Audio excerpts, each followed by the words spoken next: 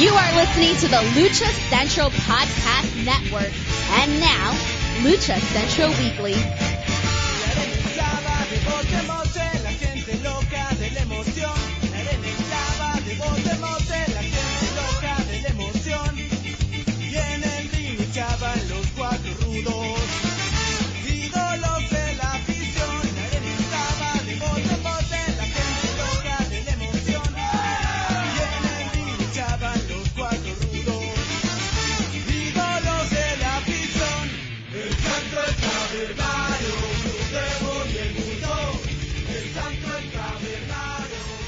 My heart is ready, but my body is weak.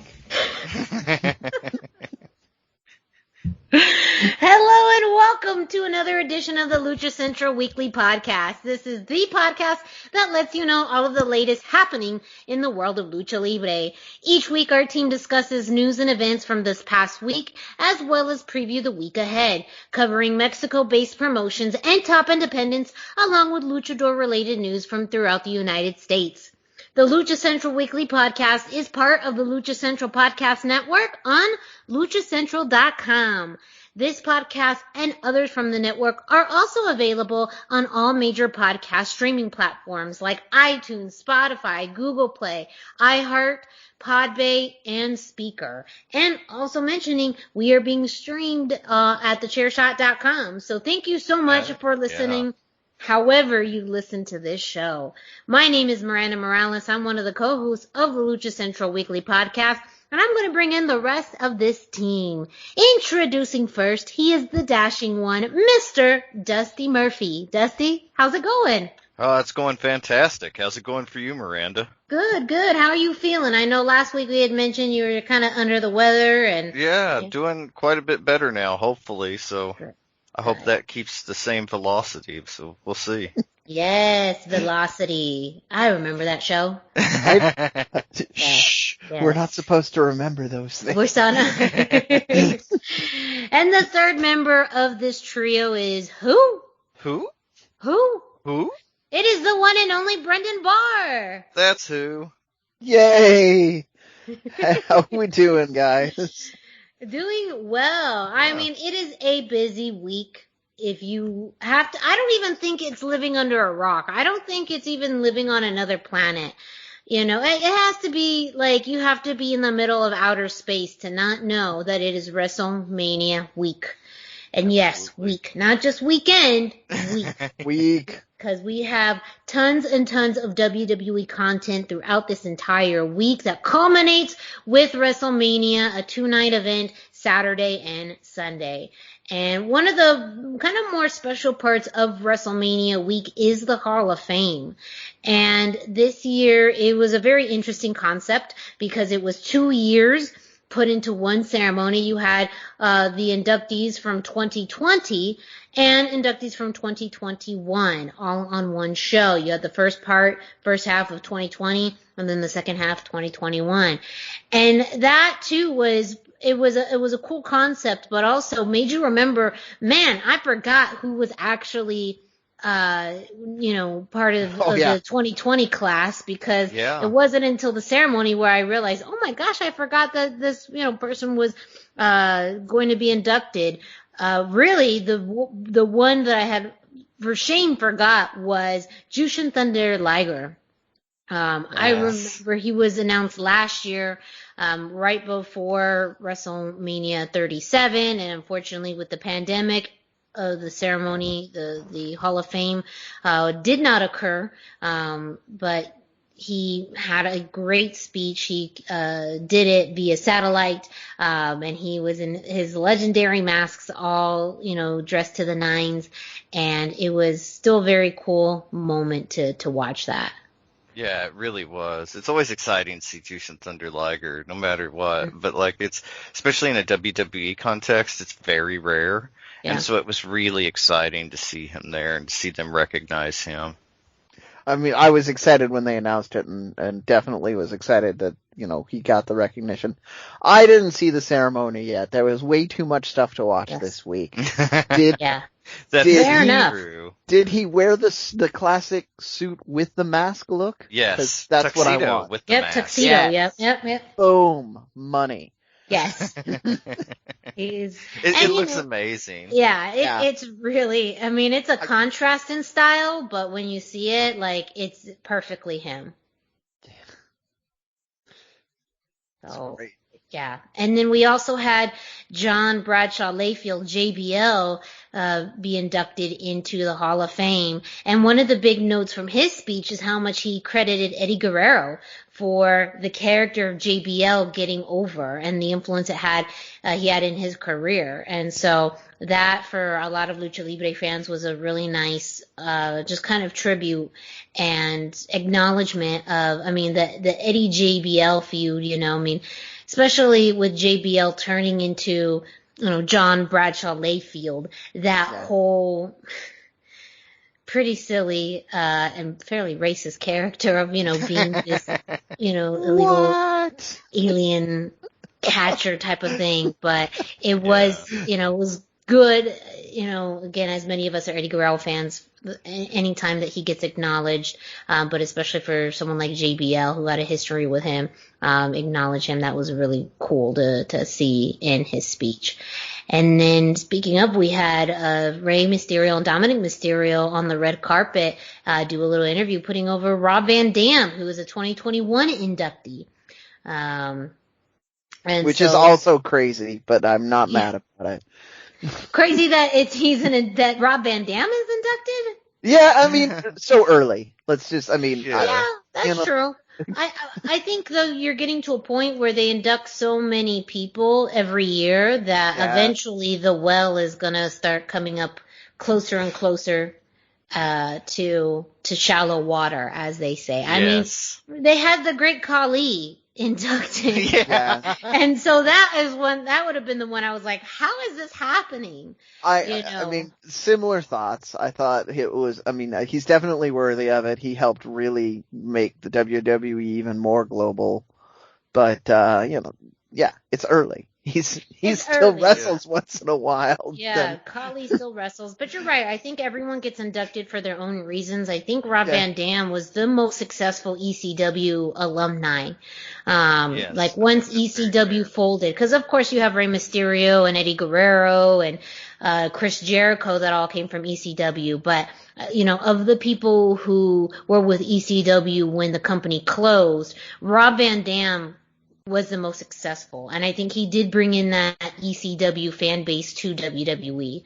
So, and the legendary career, I mean, everybody remembers the 2006 One Night Stand against John Cena. I mean, that was just magic. And I mean, multiple Money in the Bank matches. I mean, his name really became infamous with those high profile matches. And so I think, you know, I agree it's too soon because, you know, Rob Van Dam just left Impact Wrestling and he still wrestles every so often, but WWE, you know, the well's coming up dry soon. That's harder and harder to find guys with no contract. He's got a lot of gas. Yeah, exactly. Mm-hmm. He's got a lot of gas left in the tank, especially when you compare it to like an Undertaker career or even Sabu, who was his running mate back in the day, right? Like, you know, there's a lot more that can. So that's why I said it was crazy. But no, very true, very very true. I absolutely agree with you there. So, but you know, it was a great Hall of Fame ceremony. Everyone should go check it out. Is it on Peacock? Now I'm getting confused about what's on Peacock and what isn't. It's on Peacock. Yeah. Okay. Cool. That's how I saw it, at least. So yeah. Yes. Yes, and this is also the week of Peacock. It is now kind of the first full initial week of, you know, content being on Peacock. We'll talk about that in a little bit with NXT Takeover. But, you know, if you want your WWE content, you gotta download Peacock. So, hey, we will continue to see what happens, but we'll go more into WrestleMania week later on with WWE news and NXT. But let's just kick off this show with the road back to shows with Brendan. Heck yeah. Road back to shows. Okay, so trivia for you guys. Mexico City is what color right now? Pink. Dusky blue. If Cassandro has his way. You know what? That's a world I would want to live in. Yes, right? I wouldn't be upset about it at all, but no. Be upset about it for all. See, when is Cassandro going to run for public office? Like, he would avoid all this, like, no mask, or mask situation. And we already know what his real name is, so, like, when are we going to see this? Because I would be in fully support. It's Sorry. a good suggestion. I still support almost any luchador.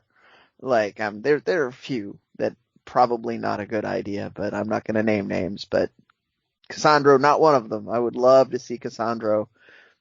Cassandro for presidente. Yeah. Yes. Oh, straight to the top. Yeah. Hello. Have you seen him? Like, his garb is not just meant for mayorship. Yeah.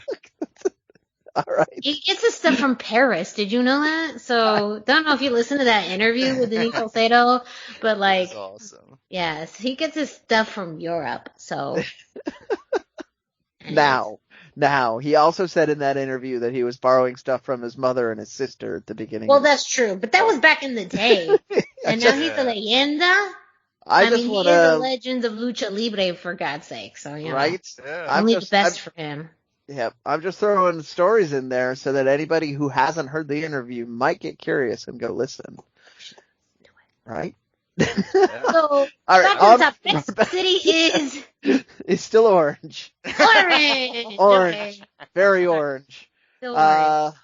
Probably gonna stay that way for a while. Hopefully it goes down instead of back up. But, that's where we're at. We're gonna maybe see shows sometime in the future with audiences, because that's what people are doing these days. And anyway, before I get myself all worked up, we had a little more on the Blue Demon show. Moxie 88, the production company behind the Disney Channel series Ultraviolet and Blue Demon, is taking Maria Eugenia Esponda to EVP development and the new role. So she's going to be a new EVP. She's going to oversee Moxie's slate of film and TV projects, leading the company's outreach to potential collaborators, keying on highlighting diverse voices. So they're trying to get more programming that is not just for white picket fence neighborhoods with 2.5 kids. Additionally, Esponda will be tasked with creating a bridge between film and TV production in Mexico and Latin America. So we may see more stuff coming north, more of the unique South American and Mexican programming coming north, which is kind of an exciting concept. They've got some really interesting shows that could really do well in the United States in this kind of madcap, we must have more entertaining and zany personality sort of time that we live in now. So I'm excited about that, but I'm also excited that someone who's working on a Lucha Libre show is getting this level of power, because we need more Lucha content up here in the United States. And it's just good representation, So, I mean, you get to actually see people within, the Latino community have those roles, and be in those positions to then be able to exactly that, produce and, provide more Lucha content, more Latino content. To use it again, more diverse content, because it's going to be, it's unique and it's always good stuff. So yeah, that's congratulations to Maria on that. That sounds great, and I look forward to all of your projects being massively successful in my household, because I'm going to be watching the heck out of all of it. Yeah.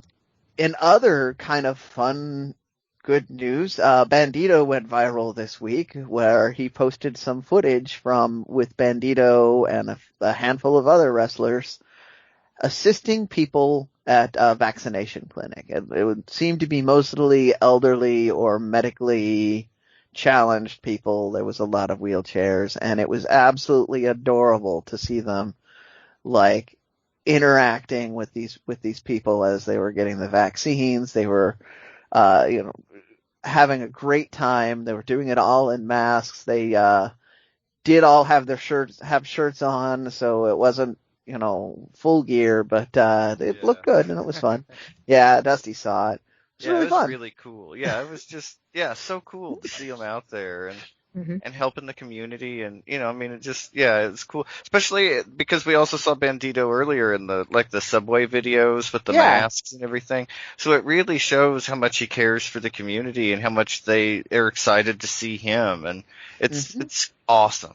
Yeah. That has been a thing that has been very true of luchadors throughout the lockdown period. We've seen them doing things this whole time within the community, and it's one of the reasons that I gravitate more towards this. We saw Pagano several times doing things. We've seen Phantasma handing out lunches to people. We've seen, wrestlers promoting mask wearing by fake chopping people who aren't wearing their masks. And they're just very involved in doing their part and using their platform to do it, which is just really always fun. But I really enjoyed this because I'm not going to name names of any specific one, but more American wrestlers, it might feel more like a press opportunity. But this just felt like they were doing a thing and happened to get filmed. So it was very cool to see that. And then my last thing for the road back to shows is MLW is going to be doing another marathon series of filming. The date that I was given by someone on this show is July 10th in Philadelphia. So, exciting to have MLW, who's consistently doing great product and usually very representative with the luchadors, back to filming. They tend to shoot a lot of episodes all at once. So, hopefully they have ways of, they've been doing fairly safe processing with this, but yeah. The big news is that this will be open to crowds. So right now they've been just filming, without an audience, but this is right now planned to be the first show, in which they will welcome back, fans. So, I think that's exciting. Yes. Yeah. So, this is going to just be big. I mean, you're right as far as, using that for future episodes of Fusion, or unless they do decide to make this like a special event. But right now it's speculated or likely that it's just going to be used to film future episodes of Fusion. But yeah, MLW allowing fans back and doing shows in front of a live audience again. And it's going to be a Philly crowd, so they'll be very energetic. Yeah, I mean, think about it. We haven't seen any really of the other major promotions do it in front of a live audience outside. Yep. I mean, really the only ones I could think of off the top of my head is NXT.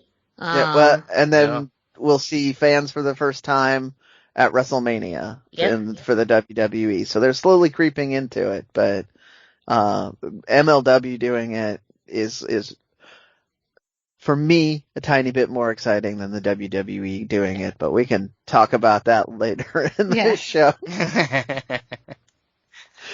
So that's my road back to shows. I'm just going to jump right into my indie roundup because there's not a lot going on. You did mention this is WrestleMania week, and another big thing that happens on WrestleMania week is a lot of indie promotions go to whatever city WrestleMania is happening in, and round about Wednesday or Tuesday, shows start popping up in small venues. And even though this is still a COVID year, we still had a bunch of matches that were announced, and I'd like to thank Cubs Fan for succinctly finding most of the Lucha related ones. So Cubs Fan over on Lucha Blog did the work for me here. I'm not going to take credit for this, but we do have some matches that are going to be happening here. So On Thursday, GCW is going to have, on Fight TV, they're going to have, Gino Medina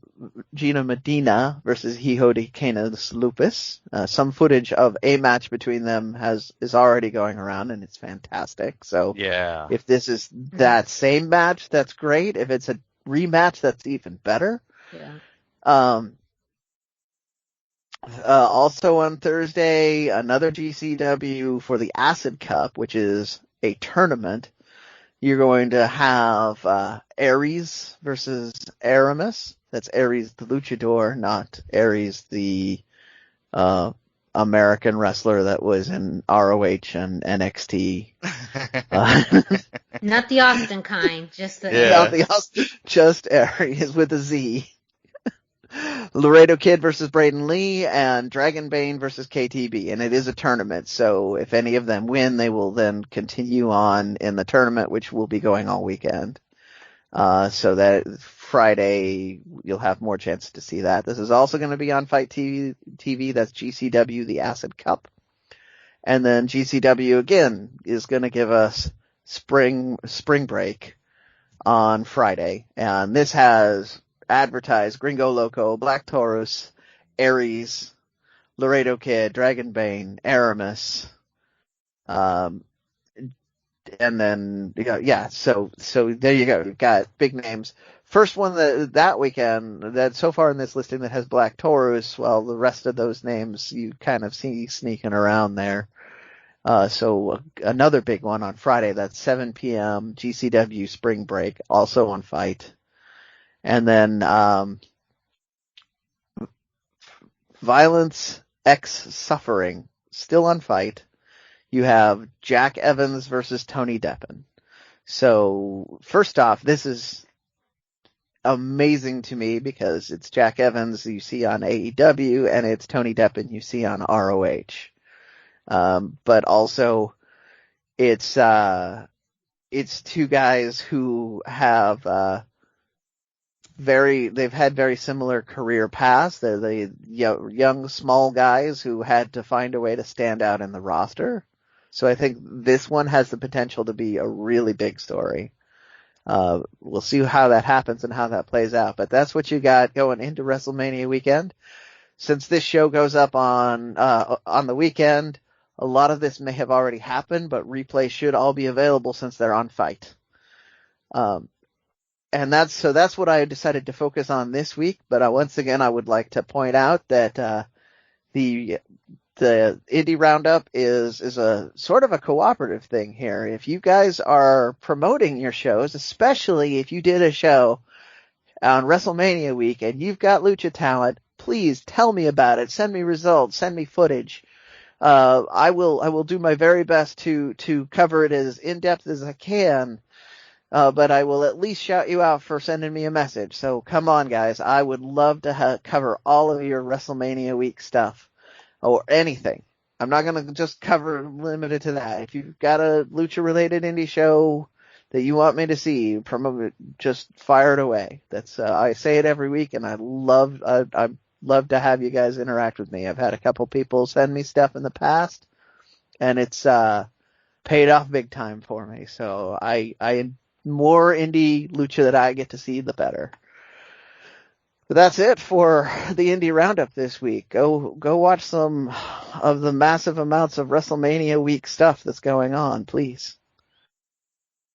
Yes, this is a big change from last year where a lot of independent shows, pretty much all of them, canceled, and were not able to run. So not only is this a resurgence and a welcome back for WWE, but it's also a welcome back for independent promotions that run during WrestleMania weekend for the independent wrestlers who wrestle during this weekend. And it feels good. I think it just, as a fan, it feels good to see, that whole ecosystem of wrestling happen again. Yeah, my wrestling Twitter has been so much more positive this whole week. Mm-hmm. Lots of big congratulations, lots of people that I hadn't seen posting anything about being in matches finally posting match results or pictures before or after the match. This is really great times. I'm starting to feel more like wrestling is happening again. Well, thank you, Brendan, for both the road back to shows and the indie roundup. Next, we're going to kick it to Denise Salcedo, who brings us this week's Lucha Central. Why should you visit thechairshot.com? Thechairshot.com is your home for hard-hitting reviews, news, opinion, and analysis with attitude. Why? Because you're smarter than the average fan. Thechairshot.com. Always use your head. Hey everyone, it's Denise Salcedo here in Lucha Central with a reminder of where and when to catch all of the great network content this week. Get the full lineup and listen to all of our shows in the podcast network section of luchacentral.com. On Tuesdays, Mass, Mats, and Mayhem takes you inside the world of Lucha Underground as they take you weekly through the series with the benefit of hindsight and the benefit of special guests from the groundbreaking series. Check out the premiere video stream every Tuesday at 2 p.m. Pacific, 5 p.m. Eastern on the Lucha Central YouTube channel and at luchacentral.com. Then listen to it on your favorite podcast platform every Wednesday. Tuesday nights live, it's WrestleBoss, where Fabi Chulo talks MMA and pro wrestling with special guests and listener call-ins. Visit WrestleBossLive.com Tuesday nights at 7 p.m. Pacific to listen live or call in with questions or download the show on podcast platforms on Wednesdays.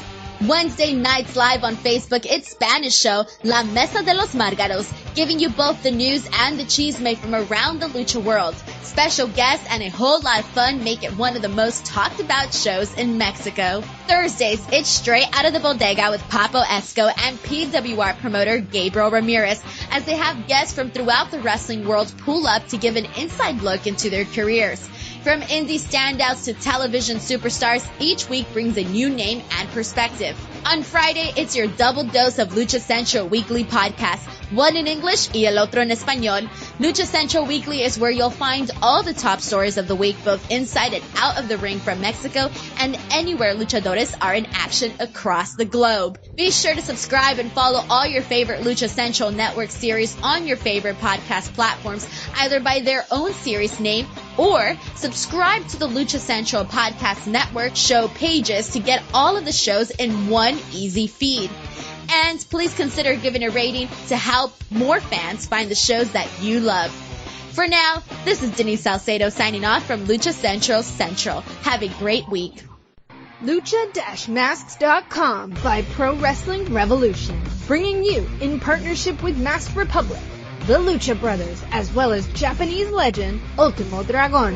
Go to lucha-masks.com and fight Lucha Strong with masks from your favorite Lucha legends and Pro Wrestling Revolution luchadores. Stay safe in style and represent your favorite luchador. Get yours now at lucha-masks.com, powered by Pro Wrestling Revolution. A big thank you to Denise Salcedo, who brings us this week's Lucha Central, letting us know what's happening throughout the Lucha Central Podcast Network.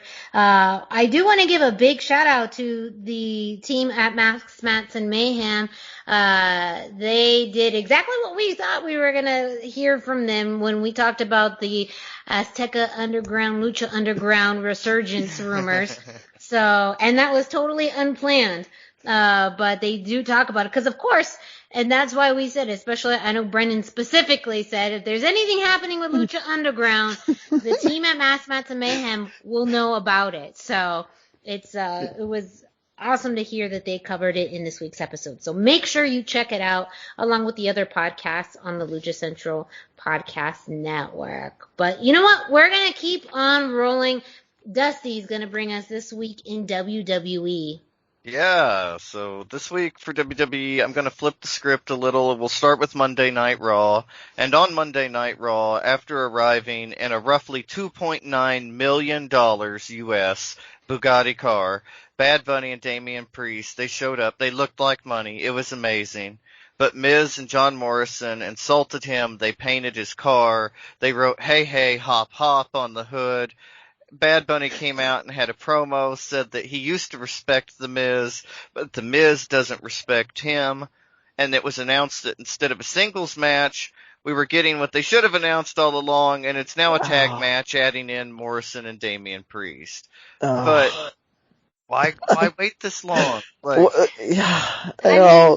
the only reason I think why is that maybe they wanted to have that press coverage with just Bad Bunny in the match for a few weeks, and then add on Damian Priest. So maybe the tag match wouldn't have made the rounds as well as it did, compared to Bad Bunny being in a singles match. That's my theory. That's a strong theory. Yeah, I like very strong theory. I just am making the frustrated noises because, like, I had just gotten my head wrapped around it being a singles match. And I know. Just, like, I was ready for it. And then they changed it to the tag match that we all thought it was going to be weeks ago. And I'm like, but I just... Can you stop playing with my toys? It felt underwhelming to pay off, like the announcement of the tag edition. Yeah, it was just... It was missing a Teddy Long flavor at that point. Yeah. Gonna go one-on-one with the Bad Bunny, player. Gonna make it a tag team match. There it is. There it is. Oh, you four want to play. But we miss Teddy. Oh, I love Teddy. Always. But we also, SmackDown, there have been very strong rumors within the online fan base this week that on this week's Friday Night SmackDown, April 9th, Rey and Dominic pick up a tag title win and the Fatal 4-Way Championship match. This was a pre-taped show with a Thunderdome audience, and that's where the rumors are coming from. I obviously couldn't confirm or deny it by recording time, but I wanted to note it for those of us that, would like to finally see WWE do something with Rey and Dominic. Mm-hmm. But it's also WWE, so it's rumored that they're using SmackDown as the pre-show, and that the Mysterios, or at least the SmackDown tag titles, will not be appearing at WrestleMania. They are absolutely using it as the pre-show. They've already announced the Andre the Giant Battle Royal is going to be on SmackDown. So, apparently it's Peacock does not want to have, 5 hours of WWE live programming on one day. So, it makes sense. But that means, this is the weird part, and this is where the pre-show always was weird. That means that if this really is meant to be like a mini WrestleMania moment, it will not be on the DVD or the historic lookbacks at WrestleMania because it happened on their pre-show instead. Right. It'll be interesting to see. And that kind of leads us into our WrestleMania preview. So they've changed the format of this week's SmackDown to be the WrestleMania SmackDown. And even though they didn't announce it as the pre-show, like we've mentioned, it's the pre-show. The Andre the Giant Memorial Battle Royale. This is probably going to be our best chance of the weekend to see the Luchadors signed with WWE. Firstly, there's a chance to see the face-off between all three members of Lucha House Party. That's really exciting. But we also have Angel Garza, Humberto Carrillo, and Ricochet in the mix.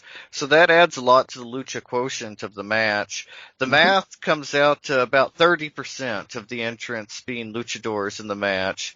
So, maybe WWE could do something and surprise us, do something really interesting, have a luchador win. And, the numbers look good. Hopefully. Statistically, yes, because of so many are in there, but I don't know. I just had the weirdest thought process in my head on this, which was that you wouldn't expect a luchador to win the Andre the Giant battle because that's supposed to be about Andre's big man legacy. And he went undefeated for years in battle royals. Like, you could always, despite what the Fox TV show will tell you, Andre the Giant did not lose battle royals. No. But because WWE has been so bad/good about subverting expectations, maybe they'll let a little man win this year. That'd be hilarious. That would be pretty cool. Yeah. Do we know all the entrants in it, or have they just... Yes, all 20 have been announced. I don't have the full list at hand, but like I said, the full Luchador list is Kalisto, Gran Metalik, Lince Dorado, Angel Garza, Humberto Carrillo, and Ricochet. So our NXT call-up is not a Luchador? No. Okay. Yeah, at least so far. I mean, they announced 20 entrants, and that's probably how many they'll have, but it's WWE, so you never know. And speaking of weird things WWE does, there is no solid news on the plans yet, but WWE President Nick Khan was interviewed this week and said that WWE now has a hyper focus on Latin America and especially Mexico, and specifically mentioned that they want to bring WWE production values and money to Lucha Libre by starting their own company in Mexico. They didn't want to buy or work with AAA or CMLL. They wanted to do their own thing. I call lies on that. They totally wanted to buy both of those companies. Is that kind of where maybe the rumors of an NXT Latin America at one point possibly? I would assume, yes. Maybe came about? Yeah, I'm sure that's what it started with, is they wanted to focus on breaking that market, but just like with Japan, it sounds like they went after big name companies and didn't get the results they wanted, so now they're going to try and just build their own promotion, which may work better in Mexico because they love American money. Yeah, it's true. And Andrade had something to say about that on Twitter. He said, and I quote, "More talent for sitting in the locker room." Who says he can't speak English? Oh my God. Right? How is it that you have these plans to try and create a Lucha Libre brand and you have one of the most famous luchadors, on your roster and you still don't have any plans for him? Well, and then like a small handful of other really talented ones that could carry that. Like, I mean, Garza should be going nowhere but up right now, and the fact that I'm saying his name and people listening to this are probably trying to remember which one he is should tell you something. He's the one who cut his hair for a storyline that didn't happen. Yeah. He's the one that, takes off his pants and it has, all of the charm going on, and they can't find a good angle for him, really? No, yeah. They had those weird vignettes with Garza where he would talk to the lady and hold the rose, kind of like the Continental from Saturday Night Live. And it was really strange. Oh, you're so right. Sorry, that took me back. Yeah. Would you care for some champagne? See, and that's perfect for Garza. That is so good for him. And that was kind of interesting, and then it just kind of faded away. And I'm baffled at what the Lucha House Party, Kalisto. Where is Kalisto? And I know we get to see quite a bit of Lince and Gran Metalik, but Kalisto, he can speak English. He's an amazing all-around talent. So many of these guys, they have nothing for, and I don't know if they're kind of hanging on to them until they can get something in Mexico, and they're going to try to use them to help build up what they've got. I'm baffled that they're... and it sounds like it's more luchadors that I'm going to love that I'm not going to get to see on TV. So it just almost makes me angry. Yeah, we'll see what happens with it. WWE, they mentioned this over Japan, the Mexico thing. So they seem fairly motivated. And his exact words were, "We are hyper-focused on Mexico." And so it'll be really interesting to see what happens in the near future. When I was there a few years ago and I tried to talk about Lucha Libre with people, everybody wanted to talk about John Cena. They have luchadors, but let's talk about John Cena. And so WWE is big in Mexico, and the name means a lot to people, like to fans in Mexico. So it's interesting to see what will come of this. I'm excited, and my deepest impulses are optimistic, but it's WWE, and how can you be that optimistic about it? So, yeah, we'll see. I've been kicked too many times, WWE.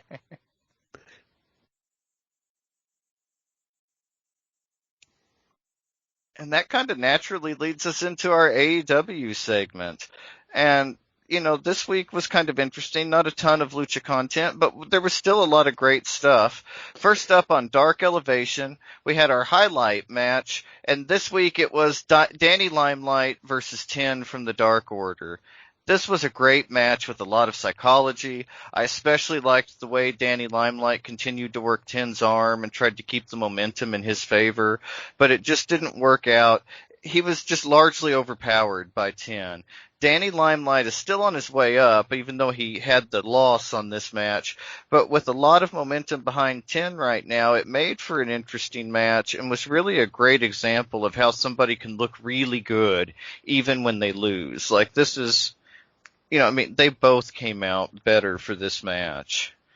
Excellent. And, I also want to give a shout out to Britt Baker. She had a match with Alex Gracia. It was a very quick squash match, but her heel work is fantastic. It gets better every week, and it was so good. I just had to mention that. And then we have Tuesday Night Dark.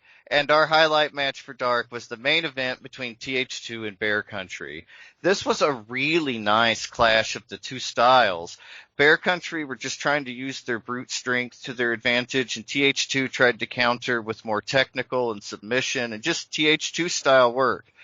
But eventually strength won out in the end, and Bear Country picked up the win and some momentum before facing Jurassic Express on Dynamite. And I kind of wish I hadn't mentioned Bear Country versus Jurassic Express on Dynamite, but here we are. This match was not good. Like, it wasn't the worst match I've ever seen, but it was incredibly sloppy, and it just completely shattered my suspension of disbelief.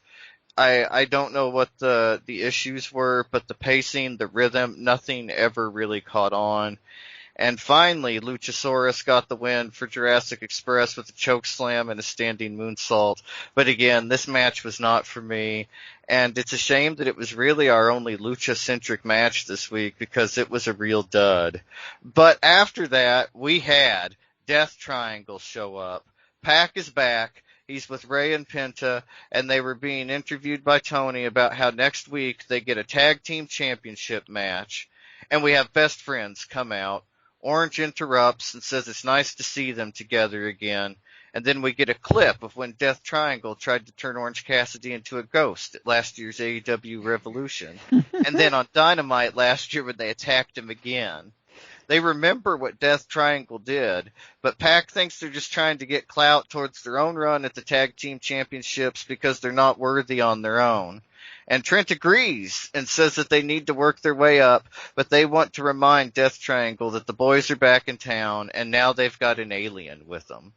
And it sets up a future feud. I'm excited for it. I believe we're still owed a street fight between the Best Friends and Lucha Bros. Santana and Ortiz stepped into that role last year, but I really want that street fight, and I hope that's what we're building to. That's kind of the natural lead in, right? Like, it's got to be what we're headed for, hopefully.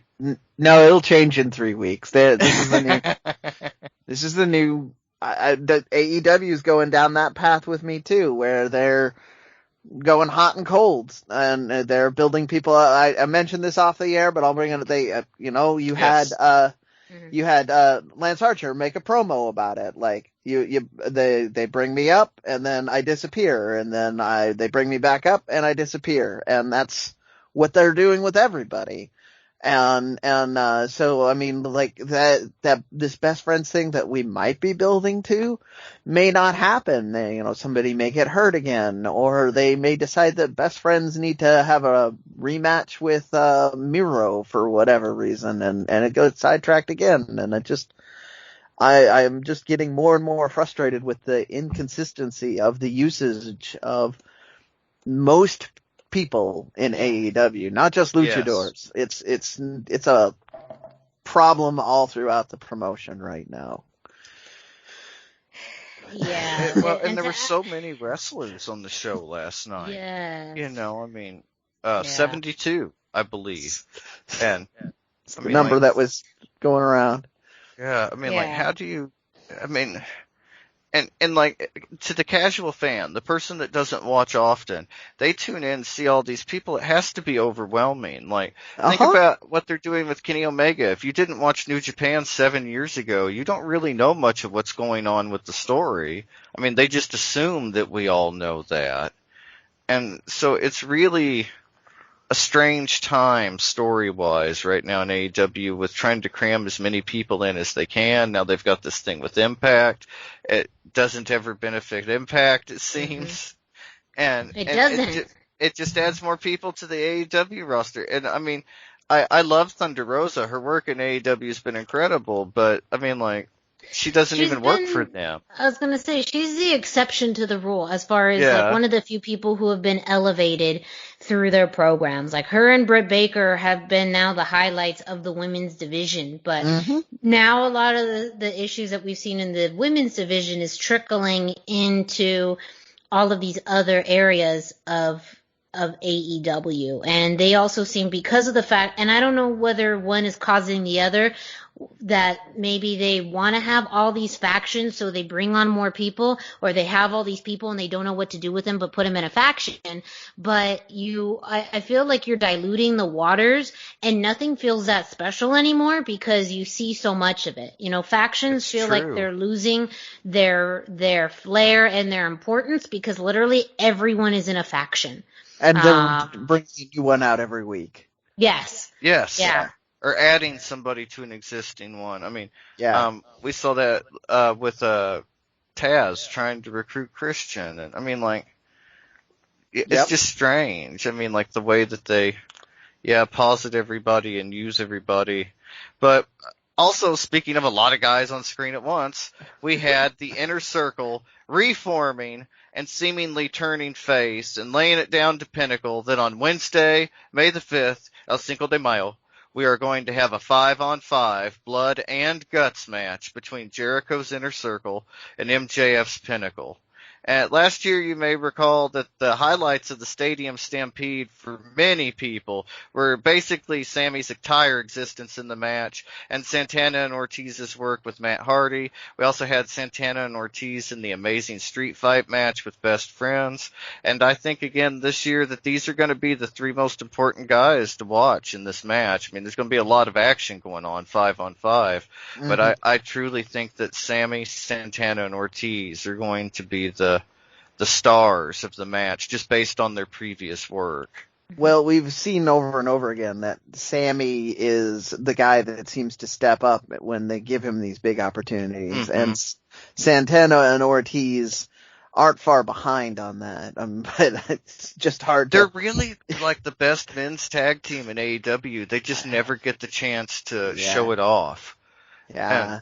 And, that's a mistake too, but yeah, and it just be like there's so many things they could do there with them, and it's been so long. They had all the, I don't know. There's just been a lot with AEW going on lately, but we can look forward to next week. We are getting a tag team championship match between, not the entire Death Triangle, but Pac and Rey Fenix and the Young Bucks, and so that's kind of interesting. Hopefully it leads into something. The Bucks have recently turned heel, so it's, again on Twitter, I guess. That brings back more consistency issues, though, because Death Triangle is working heel against the Best Friends. Yeah. So where's the fans' divided attention supposed to be at right now? And it just which means we're probably going to see a Schmaz angle, or Death Triangle is going to be pseudo face and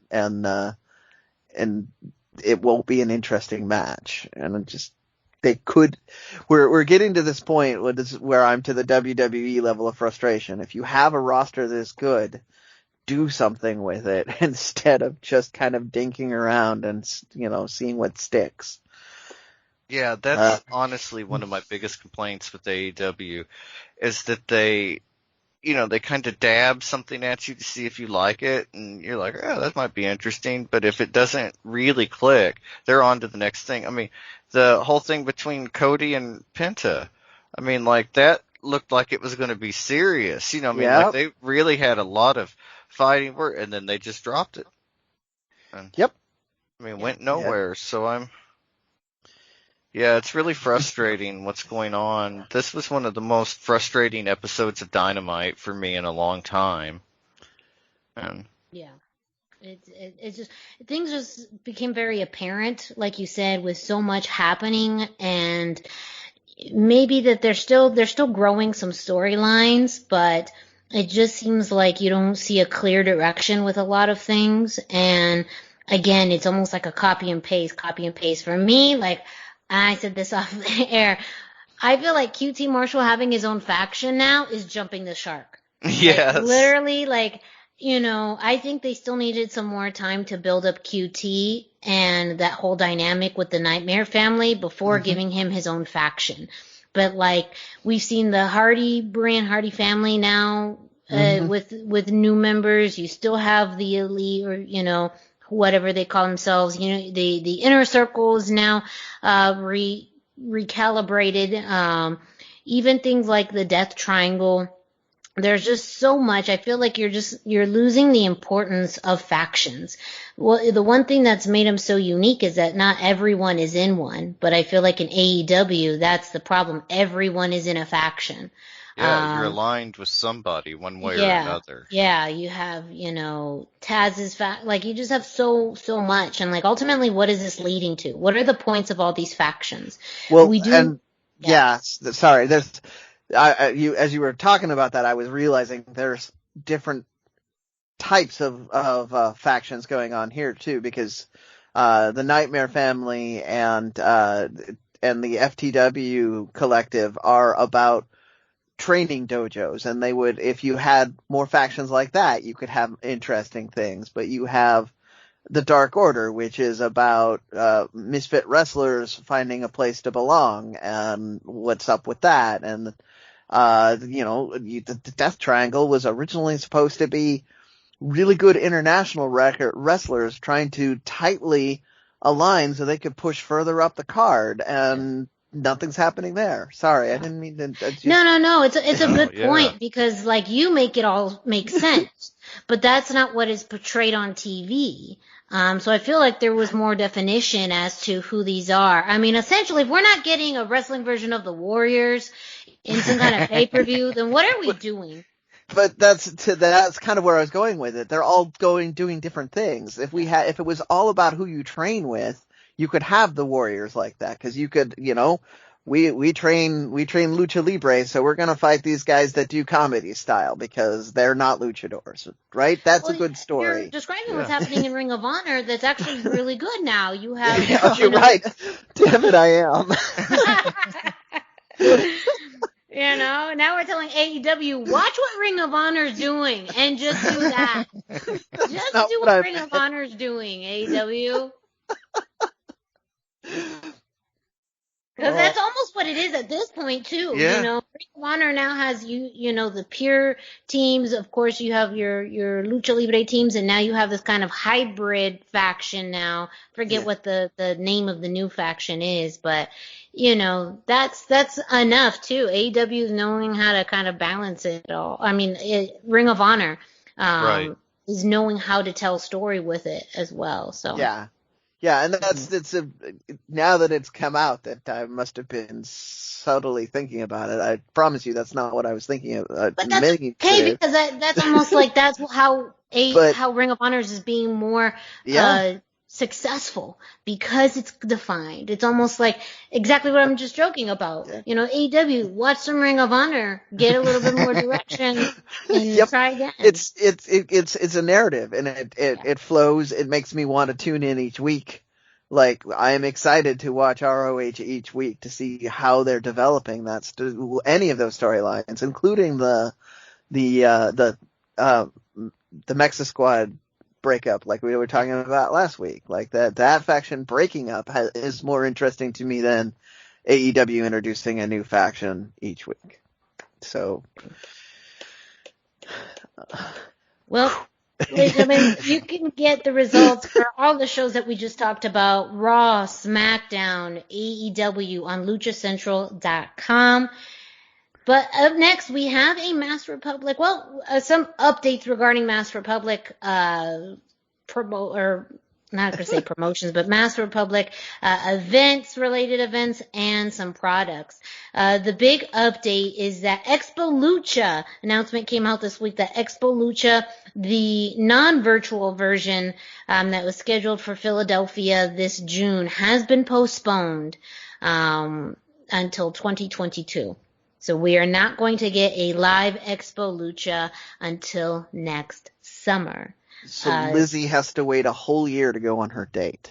Wow, that's a long time to wait for a date, but you are correct. She would have to wait a whole year for her date with Mr. Iguana. So, hopefully, she holds out. I don't know. I don't think she should wait. She should go on and move on with her life, like do her. She can't wait forever for Mr. Iguana. Right?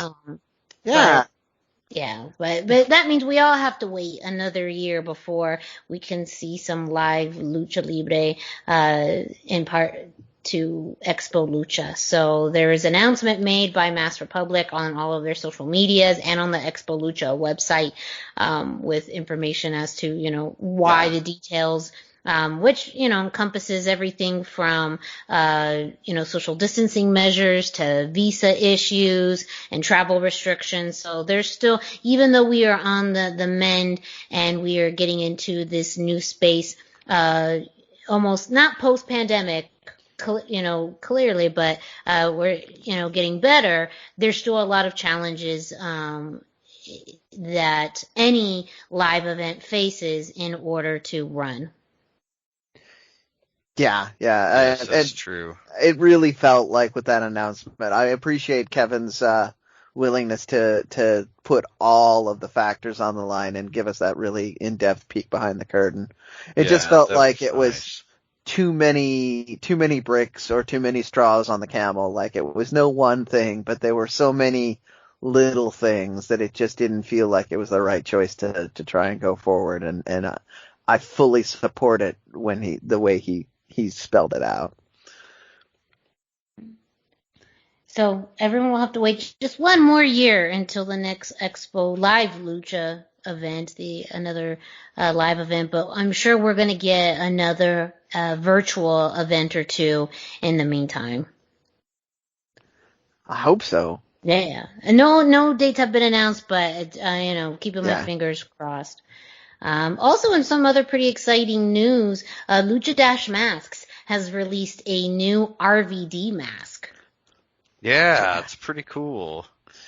And very RVD. If you know his style, it definitely looks like his style. It's got the yin-yangs. I was going to say, it's not an RVD style if it doesn't have the yin-yangs. I wasn't going to trust it, but as soon as you said it, I said, all right. Yes.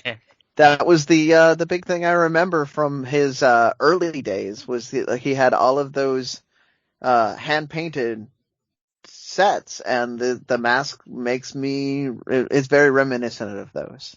It is, absolutely. So, yeah. We'll go to lucha-masks.com to see the new RVD mask and lots of other fantastic masks that you can purchase. And again, these are in limited quantity. So many times once they sell out, they're gone for good. So make sure you go to lucha-masks.com.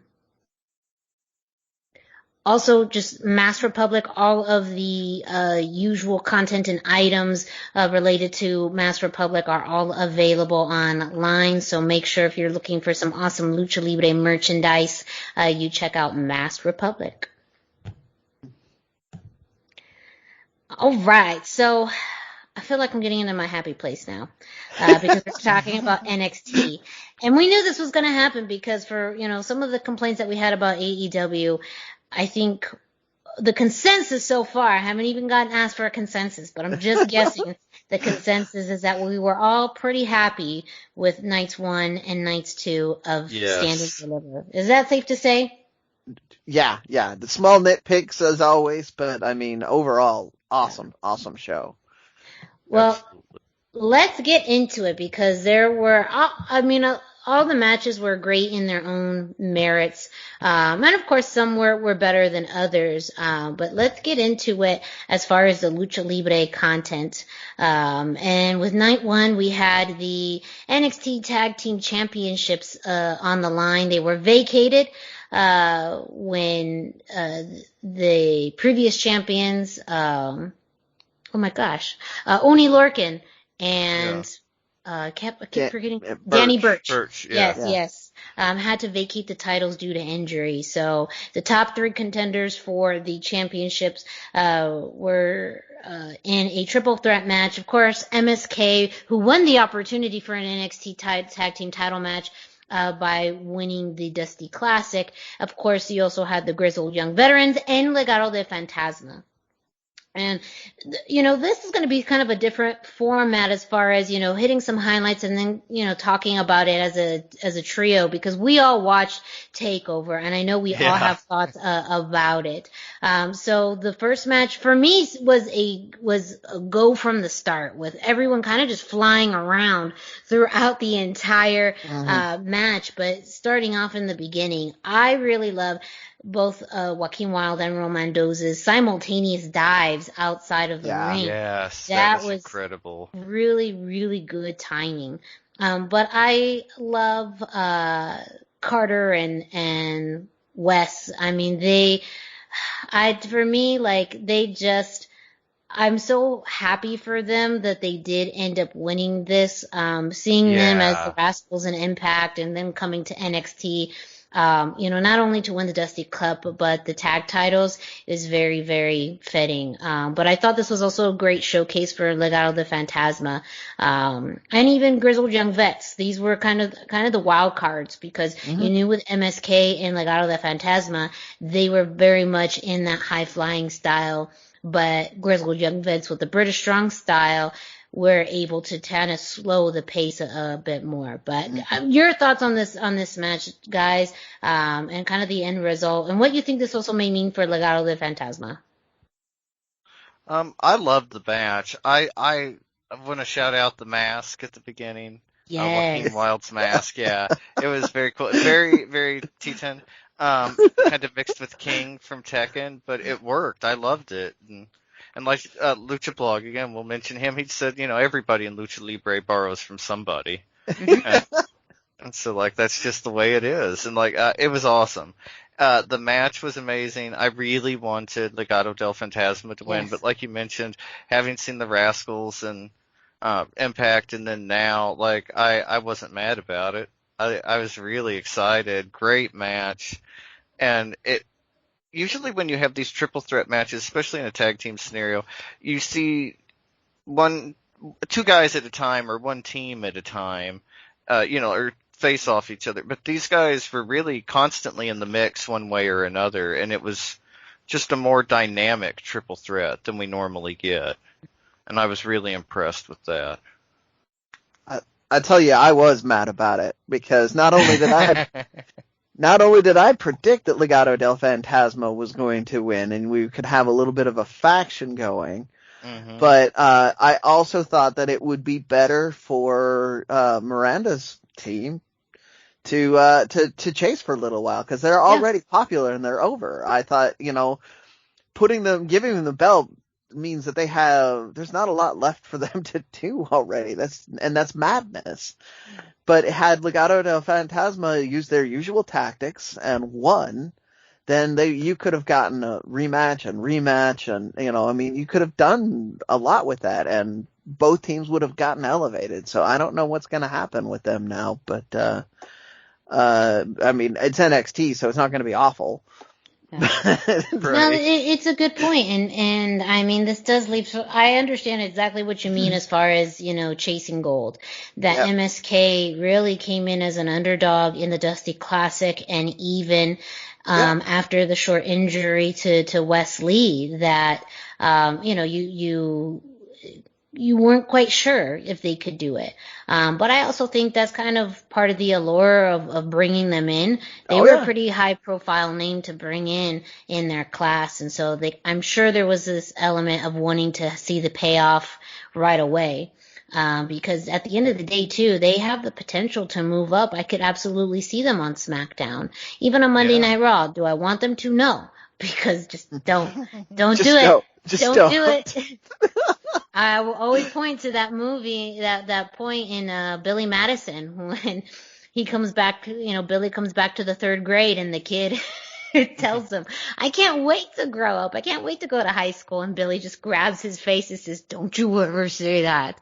Don't you dare ever say that. I feel like that's somewhat of the same with NXT and Raw and SmackDown. Don't you dare want to leave. But it's very possible. So, but it still sets up, a good potential for the future. You could still see grizzled young vets and Legado still fight over number 1 contendership. You could still see Legado win. I mean, I will be hugely shocked if they don't win in the near future. But absolutely, I agree. And then we had the main event of night 1, Io Shirai versus Raquel Gonzalez. Yes! And it's obligatory Brendan just celebration. If anything, this has been the pinnacle of now a year's worth of work for Raquel Gonzalez. And so it's amazing to see how much she's evolved and changed in the year plus since aligning herself with Dakota Kai. But as far as the match, Raquel used her power early. Really, from the bell, she was really trying to force her way with Io Shirai. Even though Io was trying to kind of move out of the way and really used her speed and her high flying to trying to stop Raquel, there was always a roadblock. There was always a wall that Io kept hitting. And that wall is named Raquel Gonzalez. It's her back. Yeah, it's her. Yes, that's true. I mean, there was a great segment when Raquel and Io they were outside of the ring, and Io did what she meant to do last week with Zoe Stark, and she was able to drive Io Shirai's shoulder into the ring post.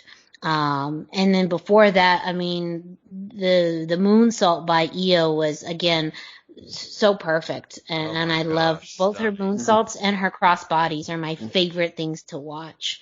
And then we did see a moment where Raquel, she did catch Io Shirai on the top rope as she was trying to kind of walk her way to the center, but grabbed her and was trying to get to the choke slam, but Io Shirai really did a cool counter and rolled into the crossface, which I thought was so great. And then eventually they made it back outside of the ring, and then we had the picture all over Twitter where Io Shirai was on top of the Stand and Deliver skull and did a big crossbody onto Raquel. Yeah, that was crazy. It was really crazy awesome. Special, yeah. It just always. So what I liked about that is that felt more natural. Like a lot of the times you'll see these people that their thing is they want to do big crazy stunt dives, and there'll be a big weird setup to it or long awkward pause while they climb and lose their footing or whatever. But it was, you blink it, you miss it, she was at the top of the skull, and then all of a sudden she's flying off the skull. And there was, the natural break afterwards where both of them looked like they might be dead. Yep. But, but I didn't at any point think, well, that looked fake, or that looked like Raquel was waiting too long, or any of that. Because that was almost what Io had to do, because Raquel is so strong that the only thing that Io had in her arsenal was, utilizing her body to keep throwing herself on her. That's why she did the moonsault. That was her second crossbody by the time that at that point of the match. So I think it was more of a strategy. And that's what it felt like. Yeah, that's what it felt as well. When they did get back into the ring, though, Raquel managed to hit a huge lariat and then the final choke slam, which, man, well, before that, she did a choke slam on the outside of the ring, on the ground, which seemed like it hurt. And when they got back in, she hit the lariat and then a choke slam, which you could hear. You could tell that when she hit that final choke slam in the middle of the ring, that was it. And she got the 3 count and became the new NXT Women's Champion. I mean, thoughts on incredible. Yeah, it was an incredible match. It left you out of breath when you were done watching it. Like it was I mean, I was so excited on this. I mean, people were asking online what was your favorite match of the night, and I mean, overwhelmingly the Walter match was winning, and I'm like, but I felt like this match really rivaled the raw emotion and the intensity, and I was there for this match in the same way. Yeah, I mean, absolutely. It's going to be a match of the year contender at this point, even though it's still fairly early. I could absolutely see a match of the year. But you're right, the Walter Tommaso Ciampa match too. I myself wasn't going to pay that close attention to it, but I couldn't help it. It's hard not to, That was really, really good.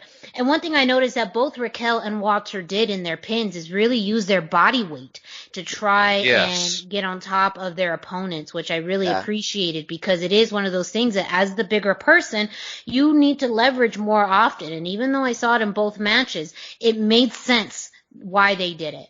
Yep. Especially since both of them were against people that were too persistent. If you didn't cover them just right, they were going to kick out anyway. So it made it feel more real and more, like there's on that pin, even though Raquel hit the choke slam, I was still like worried. Oh, she's going to kick out. Mm-hmm. And, That's what I thought too. That's what I thought too. So, yes, a new age in the NXT Women's Division.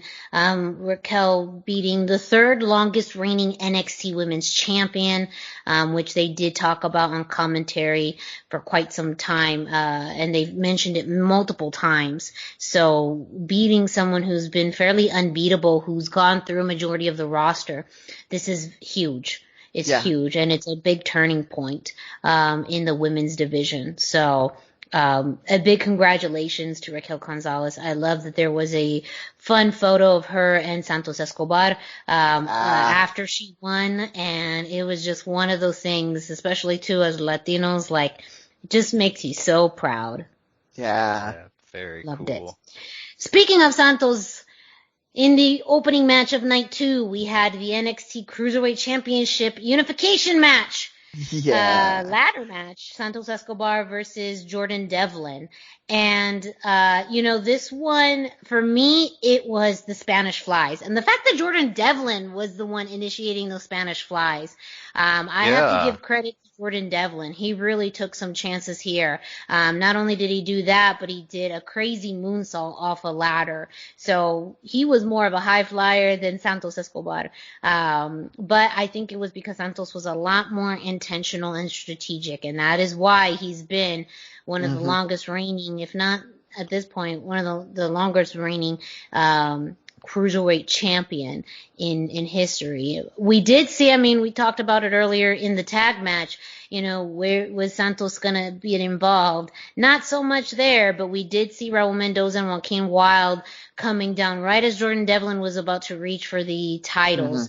And they attacked Devlin and created enough of a distraction. And this is no DQ, so there wasn't anything that could be done. Yeah. But, except send out more refs, which is what they did. So, yes. And then, as far as the final moments, they were both on top of 2 ladders, very close to in the grips of both titles. And then Santos headbutted Jordan Devlin off the ladder, and he fell through another ladder. And he was able to get the win, take the 2 titles, and he is your unified NXT Cruiserweight Champion. So justice is still being served. I remember screaming at my phone as I was watching this. Agárralo, take it. Just grab it, because he did have some moments where he just kind of looked up once he saw. Really casual about it. Yes.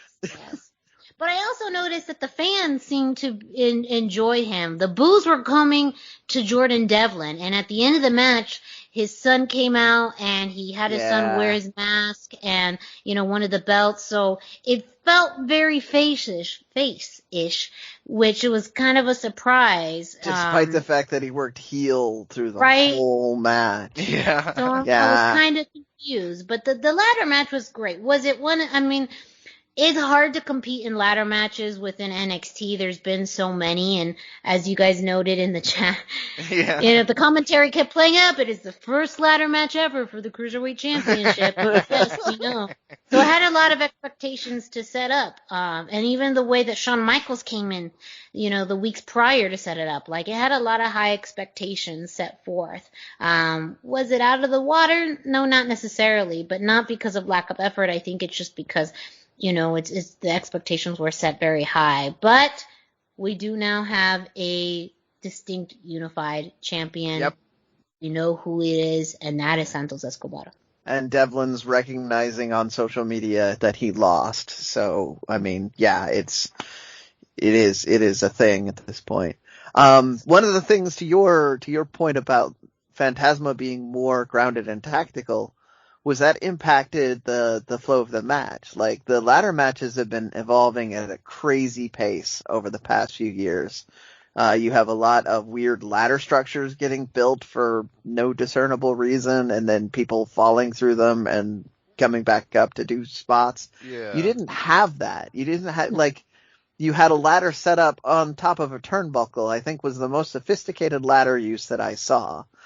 I can't remember anything worse than that. And that felt natural and tactical. Yes, very true. I think Jordan Devlin did some great things. It was towards the beginning of the match when he first pulled out a ladder from underneath the ring. When Santos, did the baseball slide out, Jordan just pulled that ladder in to hit Santos where he knew he was going to be. So I absolutely agree. It was more practical usage of ladders in this match. Yeah, and so that's going to make it different for some people. For me, that made it better than most of the ladder matches I've seen in the last 2 or 3 years. But I don't know. I have to really think on it to decide if I think it's one of the classic all-time ladder matches. It's it's hard to compare to that Intercontinental match that really introduced most people to ladder matches.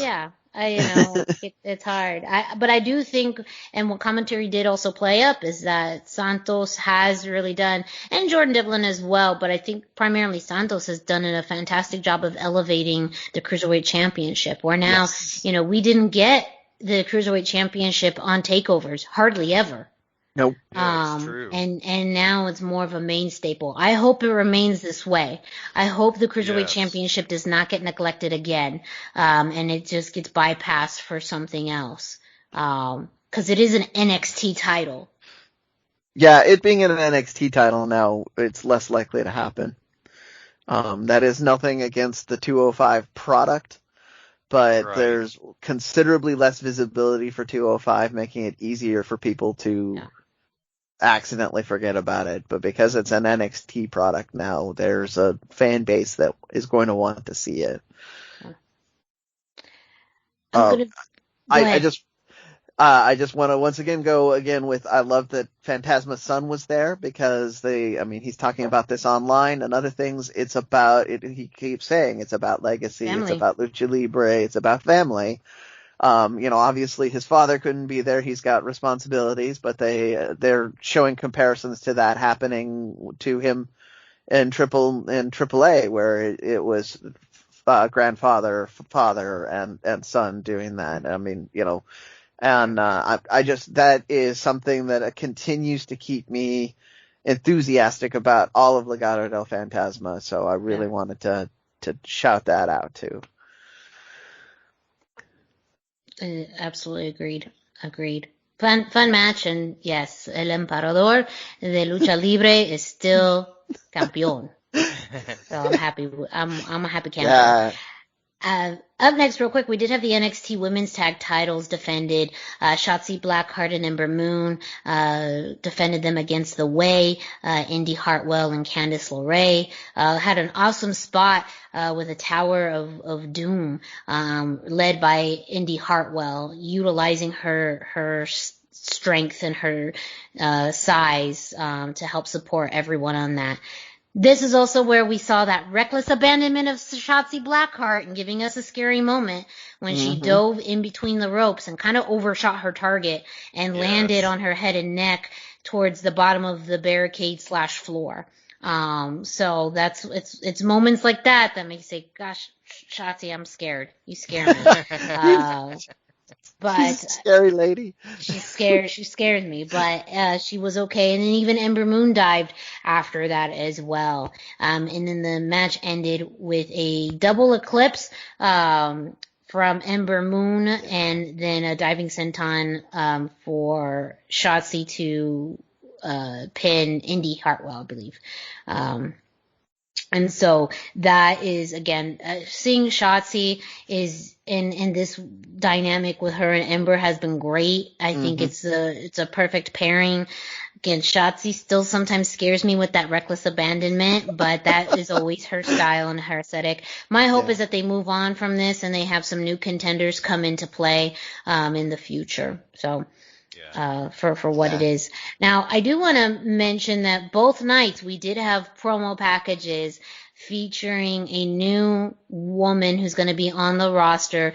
Same dog that we saw last week, which alludes to Ty Valkyrie, but it looks like she will be getting a new name in Frankie Monet.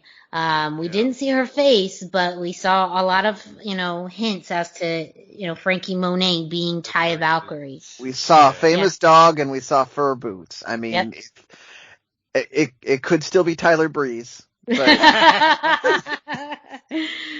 yeah, it could, but likely not. So we will see next Tuesday when NXT airs. But it does look like we do have a new name for Ty Valkyrie. Yeah, therein is one of the nitpicks I mentioned at the beginning. I went on record, I believe it was last week. I said I thought she was a big enough star, and here we are. They're rebranding her as Frankie Monet, most likely. And first off, I'm not a fan of the name, but also, I think it will grow on us. Maybe. I mean, unfortunately it's a pretty deep hole because the name should be Taya Valkyrie or Taya freaking Valkyrie, but you know. Yeah. Very true. Anyway. Yeah. It'll be an uphill battle. We'll see. I think hopefully her entrance in NXT will be a big difference maker. I feel like, I mean, going back to what we saw at the end of night one, we are now in a big transitional state in NXT in the women's division. You think about all the shades of when different champions have passed through, Io took the helm technically from Charlotte, but more from Rhea Ripley. And Rhea took the helm from Shayna Baszler, who took the helm from Ember Moon, who took the helm from Asuka, and so who took it from Bayley, who took it from just a really, really long lineage. And so now it's, now it's Raquel's reign. And having building up contenders like Zoe Stark, who was on the pre-show against Toni Storm, like a debuting Frankie Monet, means that we're getting a new age of the NXT women's division. And even though sometimes it feels like a slump, they've always risen to the occasion. And I don't see any difference in this iteration. No, not at all. And they said it in promos. They're calling it out. This is the best women's division. So you can't have too much of a slump when you're at the top anyway. Yep. So. And at this point, they're going to stay remaining at the top because, like we said, AEW's being messy right now. Raw and SmackDown is sports entertainment. Ring of Honor is not even bringing anything till the summer. So, they got time. They're the only ones that have a chance to even reach for that brass ring. Yeah. Impact's is, I mean, they could recover something. NXT got Taya, which means they got most of the best of Impact Women's Division. Yeah. Anyway, though Impact is teasing a new knockout coming out. I don't know if it's a new or returning knockout, but still, they have a hole left from Taya. Anyways, as I digress. The main event of night 2, it was the NXT Championship on the line, Karrion Kross versus Finn Balor. And the promo package to this was beautiful. The way that the entrances were done were awesome. I loved the black and white effect of Karrion Kross, and Finn Balor in particular put a big X on his shoulder, which, man, I thought was really pretty powerful, because Finn's been in the same situation as Karrion, but they've addressed it very differently. It was interesting with Finn kind of smiling a lot and enjoying kind of the frustration that Karrion Kross was facing. Of course, slow pace. That's how Karrion Kross's match start. You slowly work and then you build up. But Karrion used a lot of his pure strengths in delivering some big lariat clotheslines and, of course, utilizing his judo background for some chokeholds. One of the more interesting parts of that match was when Finn got a big 2 count, almost the win when he landed the coup de grace, but then Karrion reversed that into a chokehold. And so that, too, was like, Karrion is just so stealthy. And even for someone his size, where you think you always can see him, he'll pull out things that you just don't expect. Yeah. Towards the end of the match, we saw Karrion deliver some multiple forearms to the back of Finn's neck and head while Finn Balor was down. And then as the match ended, we saw the big forearm again, which now makes me understand why we don't see that Saito suplex as the finishing maneuver anymore. They've really been playing up that big forearm to the back of the head as the finishing maneuver for weeks now, and it makes sense now that I see the end of that match. But Karrion Kross gets the pin and once again becomes NXT champion. I like it as a finisher. It's a non-standard finisher. So it doesn't look like it's just another generic big move, but because you can see through the whole match him beating that region, suplexes landing people there, the chokes, all the chops to that back of the neck area. You can really see how that is what he is setting up for, is to knock somebody out by hitting them in the back of the head. And I love that Finn Balor was willing to make it look like he was completely out too. He did. And I would say co-main event, because we did have Kyle O'Reilly and Adam Cole after that. So that's, that was a co-main event, which kind of didn't surprise me, but kind of surprised me. But yeah, I mean, Karrion Kross is now exactly back where he left off at the end of the year, or the beginning of this year. Mm-hmm. Time is a weird thing. With a very important win under his belt too. Yes. Beating, Finn Balor is a huge career milestone. And that leaves a lot of people wondering, is Finn going to stay in NXT? Is he going to come back to, Raw or SmackDown? I mean, this is WrestleMania weekend, and what happens after WrestleMania? The Raw after WrestleMania. That is usually one of the biggest, surprise points of the year, where people make returns or people get called up, quote unquote. It wouldn't surprise me if we see Finn back on Raw or SmackDown. Raw would be a good place for him. A lot of it will depend on the ending of the WWE Championship match at WrestleMania. But it's also very possible we'll see someone from NXT pop up on Raw or SmackDown next week. Yeah. No, actually, we probably will see some people get juggled around. Maybe some of the women too. But, I mean, yeah, like you say, that Monday after is usually, if there were a new season of WWE, the Monday after Raw is the first episode of the new season. So, yeah. Absolutely true. That's a great comparison. Good point. So, both nights of NXT Stand and Deliver are available on the Peacock Network on the app. So go ahead and check it out. There was some interesting nuances with some of the audio and things like that, but overall a pretty smooth sailing for NXT. Hopefully they'll stay intact for WrestleMania this weekend, but another fantastic takeover.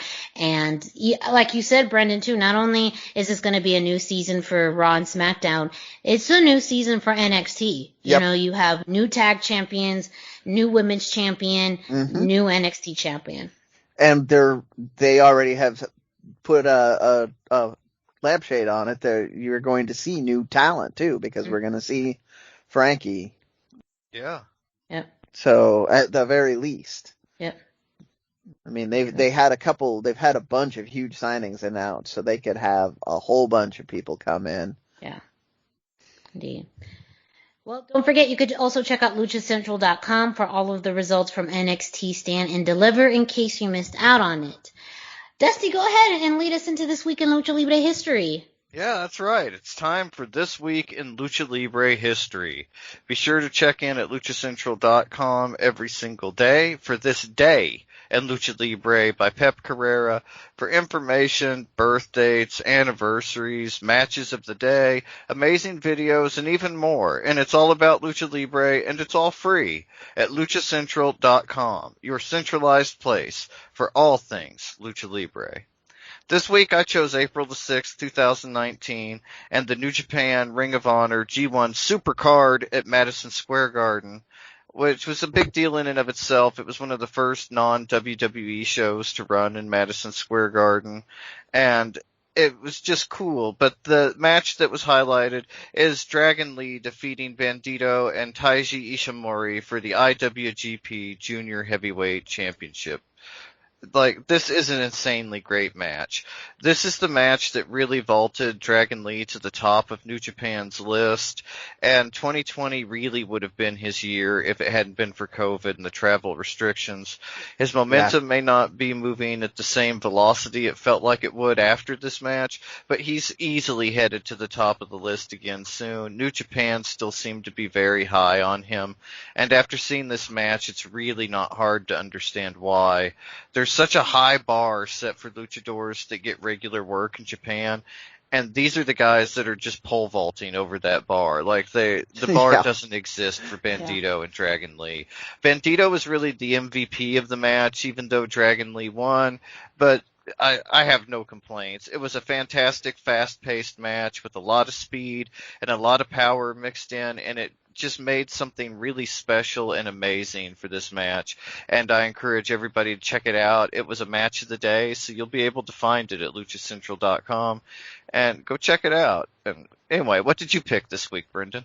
This week I also chose April the 6th, but I went all the way back to 1993 when Los Brazos, this is the combination of Brazo de Oro, Legends of Lucha Libre Superstar Brazo de Plata, and El Brazo won the CMLL World Trios Championship, defeating Los Infernales,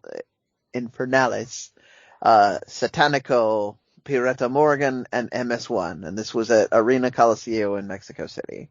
So again, this is well after trios had been established as one of the predominant traditions in Lucha Libre. But these are some of the teams that really helped it stay elevated and stay in the consciousness. Brazos are all legends, despite the fact that only one of them has signed with the Legends of Lucha Libre line, which, you can only do so much. And then you have the other side. You have Satanico, who is an absolute legend in the sport, and Pirata Morgan, who is still going, and no slouch on the legend either. So just great. Unfortunately, this is a period of time where there's not a lot of footage, and because there wasn't a lot of tape trading coming out of Mexico. I'm sure if you went to the right place and put enough money on the table, you could find bootleg copies of this stuff. But that's the only way really to find it right now. But Yeah, super interesting, historic match. I just wanted something. Last week I went a little too modern for my normal taste, so I just went. I mean, and I feel old calling 1993 way back, but that's that's the reality at this point. Miranda, what did you go with this week? I picked April 5th, 2009, and this was WrestleMania 25, when Rey Mysterio won the WWE Intercontinental Championship for the first time after beating JBL. And the match itself isn't necessarily a banger because it was only about 21 seconds, which was very, very quick. But I think it was the context and the story behind it and everything related to it that for me was important. One, this is WrestleMania week, of course, and we have to highlight a WrestleMania match. WrestleMania 25 too being a pretty big WrestleMania in and of itself. But this was something that happened after JBL accepted Rey Mysterio's challenge for the Intercontinental Championship. And with this win, Rey Mysterio became a Triple Crown champion, which was a very, very big milestone for many, many wrestlers, at that time being the 21st wrestler who was a Triple Crown champion. And really the fact that this match ended in such a quick time, a lot of people know, Daniel Bryan losing his match in about that same amount of time, I think a little bit less, being a pivotal moment in his career. For Rey, instead of being on the losing end, he was on the winning end. Yeah. And the fact that the company really put the support behind him, it also was pretty big as far as JBL's promo afterward, where he quit and left for some time. So that too was kind of a big surprise to fans because at that point too, JBL had been kind of a company favorite. Afterwards, Rey Mysterio was drafted to SmackDown. So that, with that, the Intercontinental Championship, went to SmackDown for the first time since 2002. So, we also saw, Rey in kind of the infamous Joker gear, which was pretty cool to watch. It's, again, Rey Mysterio having a lot of comic book influences. That one was in particular really, really cool to see. And of course, winning the match with the frog splash, as a lot of fans know, that tribute to Eddie and, just having that tinge of him in that match, especially against JBL. Was really cool. So, if you have a minute, you can watch this match, but I think too, it's more of the significance and another big milestone for the career of Rey Mysterio. Not so much for JBL. Yeah, not a milestone for that guy. I mean, a milestone, not a good one necessarily, but yeah, that's what I chose for, this week in Lucha Libre history. So, don't forget, of course, all of this can be found at luchacentral.com. But Brendan, what else can our listeners find on luchacentral.com? Well, if you're listening to this and you haven't visited luchacentral.com, it's time to do it, really right now. You can listen to me read this to you while you're going to luchacentral.com. LuchaCentral.com is the online home for Lucha Libre, where you can get to all of the top news in English and in Spanish. Find the best curated video content and original content not seen anywhere else. Find when Lucha Libre events will be happening in your area. Find photo galleries from top photographers covering Lucha Libre around the world. A place to have your voices heard, from weekly polls to annual awards, seen and read by top executives in all of the major Lucha Libre promotions across the globe. And I'm never, ever, ever going to stop making you realize this. It's all free. That's the best price. Free, you say? Yes, free, I do say. I mean, you don't need to spend your stimulus checks on this. Just go there. Enjoy your Lucha Libre content, your news, your reviews, pictures taken by some of the best photographers. Hopefully we can get some of those pictures from Eat Like a Luchador that didn't make it into the book up on the webpage, because they're amazing. Yeah. And it's free. Go to luchacentral.com, your centralized place for all things Lucha Libre.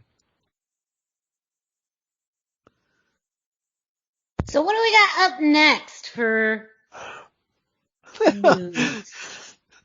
Looking at the rundown. CMLL. Yeah. I pulled CMLL because I had no real news this week. They are still building to the anniversary pay-per-view, but no announcements that I have as of this recording. Okay. Good to know. So this week we have an interesting combination of news. It's a AAA/MLW news update, because there is a combination of news between the two companies. So Dusty and I are going to tag team this.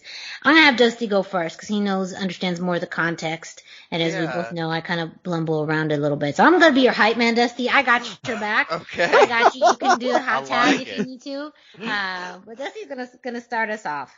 Yeah, the main takeaway is that Laredo Kid is the AAA Cruiserweight Champion because AAA says so, and that's the bottom line.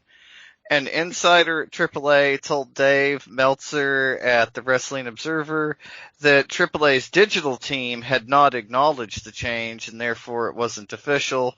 However, that's not quite true. As Lucha Blog has pointed out, it was acknowledged on Twitter at the very least, most likely Facebook too, but due to the blockage and location, it's hard for US to tell. But probably both. And he makes no judgment call as to whether Meltzer's source was outright lying to Dave or if they were simply misinformed. But that's the gist of it. AAA says that they didn't sanction the title change and it happened anyway, so they're not acknowledging it. Like, I don't understand how this happens. With Leo Rush working with and for AAA now, why couldn't they have done something when he was there for Triple Mania, taped a match, or taped the finish to a match and just lied to us? I mean, or even just lied to us anyway. And also, MLW's shows are pre-taped as well. So if it wasn't supposed to happen that way, then why didn't they just, why was that the final product that we saw on MLW as well? Yeah. Yes. It's just so strange, and there are so many questions about this, and it's one of the least professional things I've seen in a while in wrestling. Like, I guess they just assumed nobody would care, but obviously fans care and want to know, and then instead of coming up with something sensical, they just doubled down, and yeah. It's strange, yes. I mean, to Leo's credit, has stated that he would face Laredo Kid again, and MLW has kind of teased that in their news coverage, that will we see a rematch? And I don't know how much is story and how much is real at this point. But yeah, there's a lot of holes as to, how this could happen, because now it wasn't like it was in front of a live audience. It wasn't that they couldn't have retaped it. Leo Rush already has a relationship with AAA. There's just a lot of holes to poke in this story. So, we will see. As just a heads up in MLW this week, they didn't have a new episode of Fusion. They had an older version of MLW Underground. But next week, we will see Gino Medina challenge Richard Holiday for the IWA Caribbean Championship. And I believe next week we will also see Mil Muertes face Hammerstone for the Openweight Championship.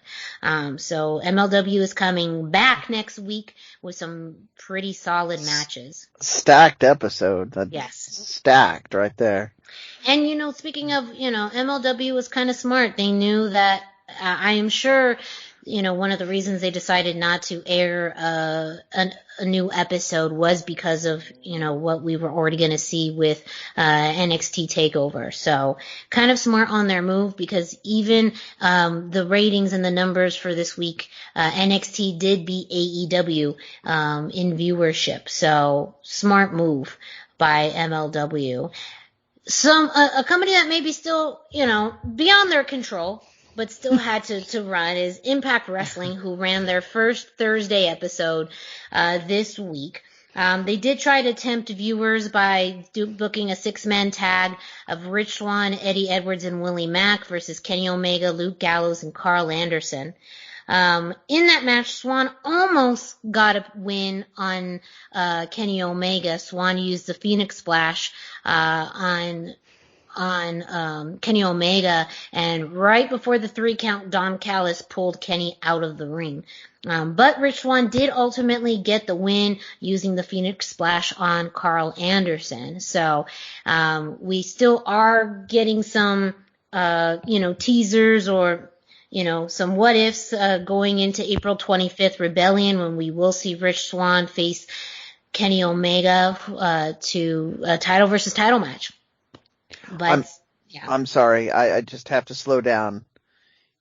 Kenny Omega actually wrestled on Impact Wrestling. He did. Yes. Amazing. It was another 6-man tag match, though, so nothing that we haven't seen. This is, I think, the 3rd time that's happened. Or 2nd time, at least. So it's more than once, but I mean, even still, it's just amazing to me, because the deal felt really one-sided so far, but getting... Yes. Well, it still is, because the only person from Impact outside of Private Party that have come on is Kenny Omega. So, whereas Anderson and Gallows are pretty much on AEW television every week. Well, we also don't know if there were more Sammy Guevara situations where storyline didn't work out, or transportation, or something else, and they just went with other people. That's true. But some interesting announcements that came out of Impact this week. Luke Gallows is going to be facing Black Taurus this Saturday at Hardcore Justice. So that is on the Impact Plus app.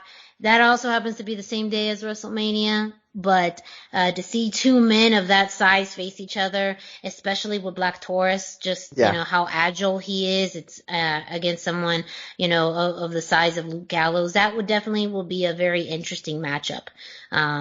But I just don't doubt there's going to be any eyes on it. Also announced, we are going to get a triple threat match for the X Division Championship at Rebellion. Champion Ace Austin will face TJP and Josh Alexander for the X Division Championship. So that's a story they've been building for quite some time. Ace Austin won the title from TJP. Josh Alexander's kind of been in the title scene for quite some time since the North broke up. So I think this will be very, very interesting. Josh Alexander, I think, in his singles run has been fantastic.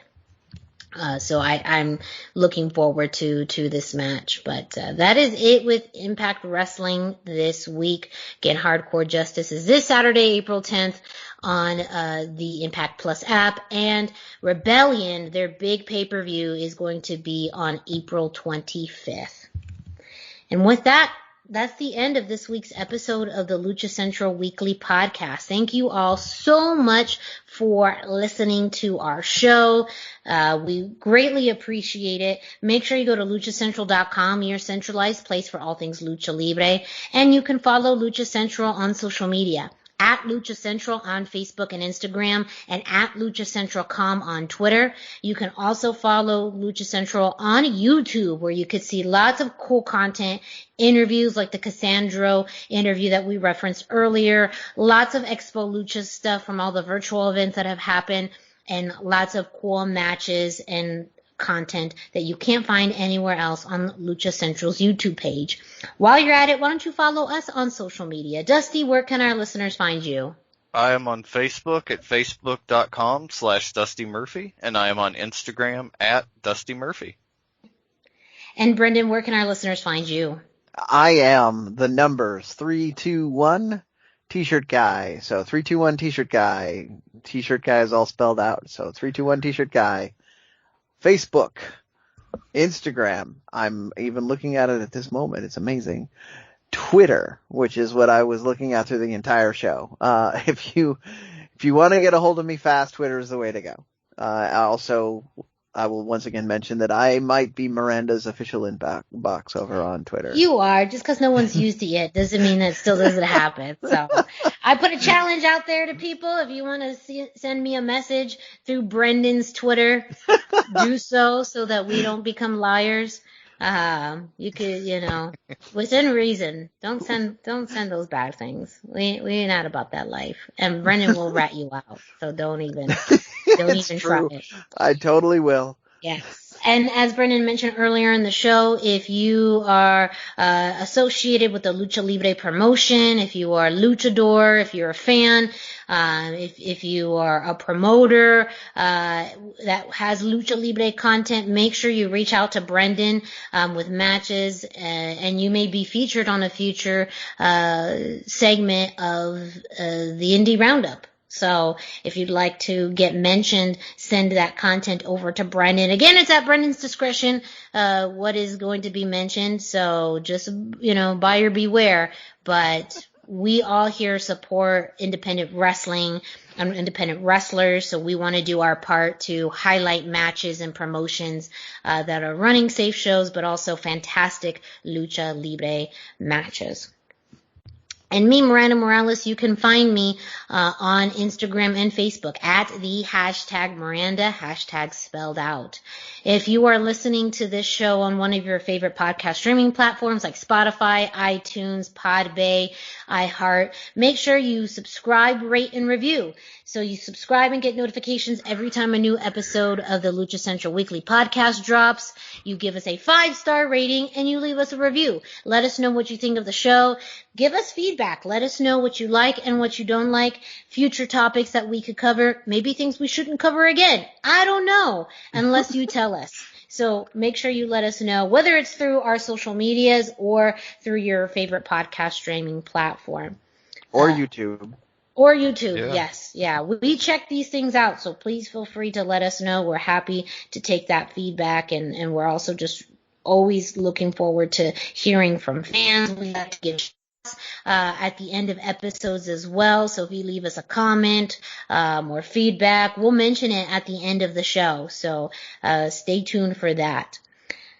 And again, thank you so much for listening to this week's episode. We will be back next week. So for Dusty Murphy and Brendan Barr, I'm Miranda Morales.